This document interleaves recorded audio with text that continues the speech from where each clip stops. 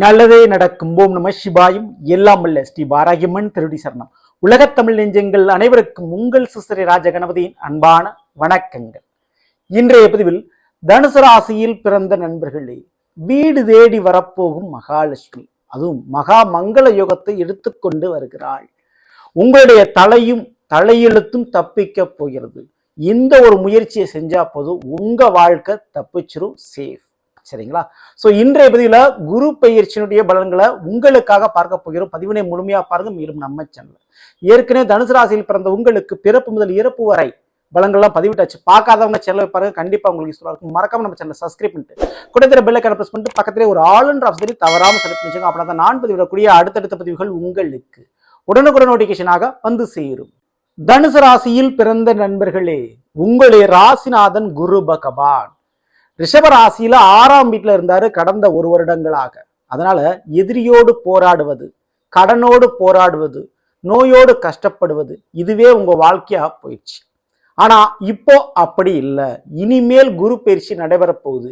மே மாதம் 14ஆம் தேதி அதிகாலை 2:30 மணிக்கு குரு பகவான் ரிஷப ராசியை விட்டு விலகி மிதுன ராசிக்கு போறாரு. 6ஆம் வீட்டை விட்டு விலக போறாரு. இனிமே உங்களுக்கு உண்டான சந்தோஷத்தை நீங்க உருவாக்கி கொள்ள முடியும். உங்களுக்காக நீங்க வாழ முடியும். ஏன்னா 7ஆம் வீட்டுல அமரக்கூடிய குருவினுடைய நேரடி 7ஆம் பார்வை உங்கள் மீது விழுகிறது. குரு பார்க்க கோடி நன்மை நடக்கும். அதுவே குரு நேரடியாக பார்த்தா நிச்சயம் உங்களுடைய தலையெழுத்தே உறுதியான முறையில் மாறும். 7.5 சனி இல்லாத இந்த ஒரு வருடத்தில், குறிப்பிட்டு ராகுகேது பிரச்சனைகள் இல்லாத இந்த ஒரு வருடத்தில் குரு பார்வை கிடைக்க போறது இந்த தனுசு ராசிக்காரங்களுக்கு மட்டுமே. வேற எந்த கிரகங்களும் கெடுப்பதற்கோ தடுப்பதற்கோ இல்லை. தனுசு ராசிக்காரங்களுக்கு தெல்ல தெளிவாக உங்களுடைய ராசிநாதனுடைய முழு பார்வை நீங்க பண்றீங்க. சரி, எந்தெந்த விஷயத்துல ஒரு நன்மைகள் நடக்க போகுது அப்படின்னா, 7ஆம் வீட்டுல குரு அமர்ந்தால் நிச்சயம் திருமண வாழ்க்கையில் ஒரு திருப்பங்கள் ஏற்படும். திருப்தி இல்லை, கணவன் மனைவியே ஒரு சண்டை சச்சரவு, புரிந்து கொள்ளாத ஒரு வாழ்க்கை துணையோடு ஒரு போராட்டம், திருந்துவார்களா அல்லது திரும்பி வருவார்களா இப்படின்னு வலிமேல் விழிவைத்து காத்து கொண்டிருக்கக்கூடிய உங்களுடைய வாழ்க்கைக்கு ஒரு வழியை கொடுக்க போறாரு இந்த குரு பகவான். நீங்கள் விரும்பிய துணை உங்களை வந்து சேரும். நீங்க விரும்பிய மாறி வந்து சேரும். தவறான வழிக்கு போன உங்களுடைய வாழ்க்கை துணை இனி திரும்புவார்கள். ஸோ பிரிந்து போனவங்க ஒன்று சேர்றதுக்கு வாய்ப்பு உண்டு. அதே நேரத்துல பல வாட்டி வரன் பார்த்து அமையாதவங்களுக்கு இந்த திருமண வரன் அமையும். திருமணம் கைகூடக்கூடிய ஒரு பொன்னான ஒரு காலகட்டம் குரு பலன் நீங்க பெற்றிருக்கிறீங்க. ஸோ அதுபோல மங்கள யோகம் சொல்லக்கூடிய திருமண பாக்கியத்தை கண்டிப்பா குருவின் திருவருளால் தனுசு ராசியில் பிறந்த நீங்கள் பெறப்போகிறீர்கள். ஓகேங்களா? சரி, திருமணம் மட்டுமல்லங்க, உங்களுடைய ராசிநாதன் உங்களுக்கு மட்டுமில்ல 4ஆம் மீனத்துக்கு அவர் அதிபதியா இருக்கிறார். 1க்கும் 4க்கும் உடையவன் 7ல இருக்கும் பொழுது அவருடைய பார்வை உங்களுக்கு கிடைக்கும் போது கண்டிப்பா தனுசு ராசிக்காரங்களுக்கு கற்ற கல்வியும் கற்றுக்கொண்ட கலையும் இனி உங்களுக்கு காசு பணத்தை கொடுக்கும். ஆமாங்க, ஏதாவது ஒரு படிப்பை நீங்க படிச்சுக்கிட்டு இருப்பீங்க. அதனால இப்போ ஒரு வேலை தொழில ஒரு முன்னேற்றம் உங்களுக்கு கிடைக்கும். கற்றுக்கொண்ட கலை தொழிலாக உங்களுக்கு மாறும். அந்த தொழில் வருமானத்தை உங்களுக்கு கொடுக்கும்.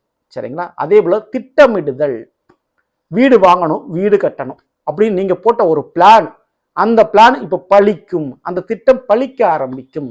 கண்டிப்பா வீடு, வண்டி வாகனம் மற்றும் வீட்டுக்குண்டான நிலத்தை, அதாவது வீடு கட்டப்போற அந்த நிலத்தையாவது இந்த வருடம் நீங்கள் வாங்குவீர்கள். ஒரு அஸ்திவாரம்னு சொல்லுவோம், அதற்குண்டான ஆரம்ப புள்ளியை நீங்க இந்த வருஷத்துல போட்டுருவீங்க. அதுல எந்த மாற்று கருத்தும் இல்லை.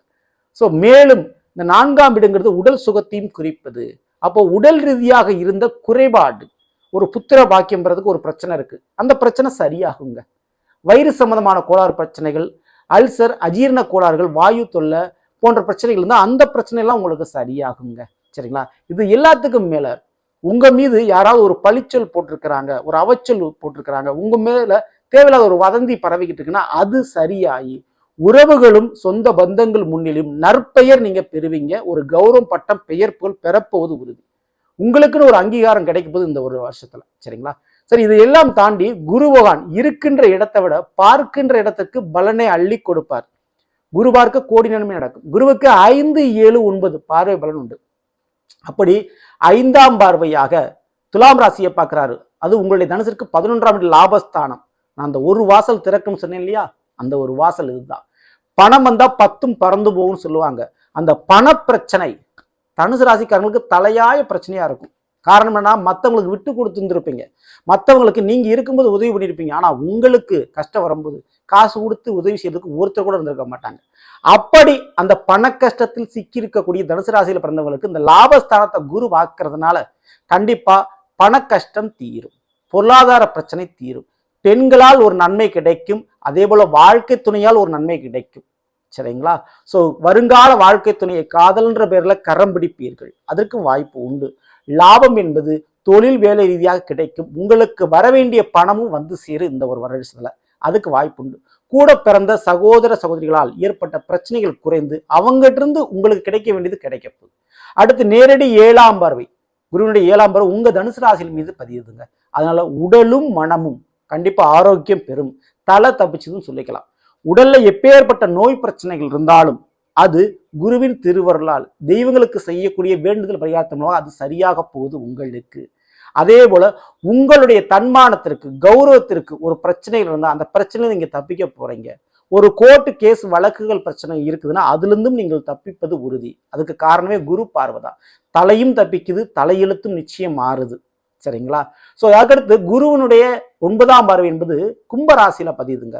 கும்பம் என்பது உங்களுடைய தனுசிற்கு 3ஆம் வீடு, தைரிய வீரிய விஜயஸ்தானம், ஜெயஸ்தானம் அப்படின்னா வெற்றி ஸ்தானத்தை குரு பார்க்கிறார். இப்போ எந்த வருடம் நடக்காத ஒரு விசேஷம் இந்த வருடம் நடக்குது. என்னன்னு கேட்டீங்கன்னா, ராகு அங்க வந்து அமர்றாரு. கும்ப ராசிக்கு திருக்கணிதப்படி மே மாதம் 18ஆம் தேதி ராகு வந்து அமர்றாரு.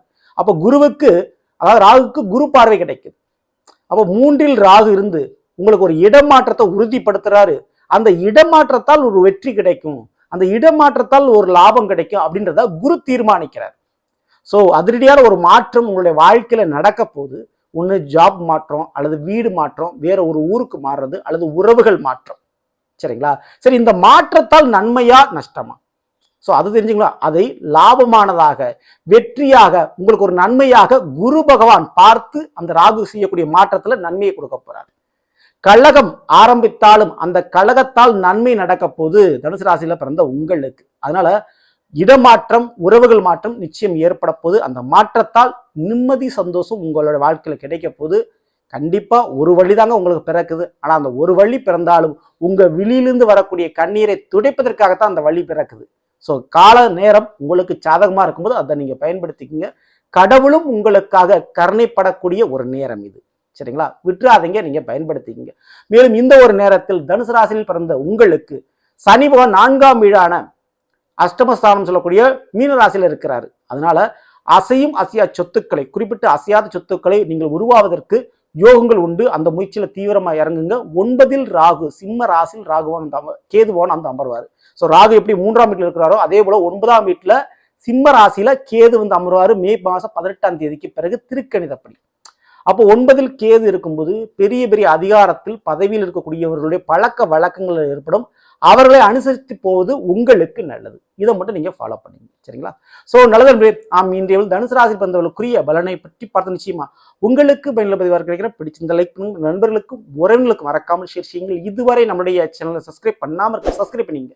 கூட பெல்லைக்கான பிரஸ் பண்ணிட்டு பக்கத்தில் ஒரு ஆல் என்ற ஆப்ஷனை தவறாமல் செலக்ட் பண்ணி வச்சுங்க. மேலும் அடுத்த சந்திப்போம். நன்றி, வணக்கம். நல்லதே நடக்கும். ஓம் நம சிவாய். எல்லாம் வல்ல ஸ்ரீ வாராகியம்மன் திருவடி சரணம்.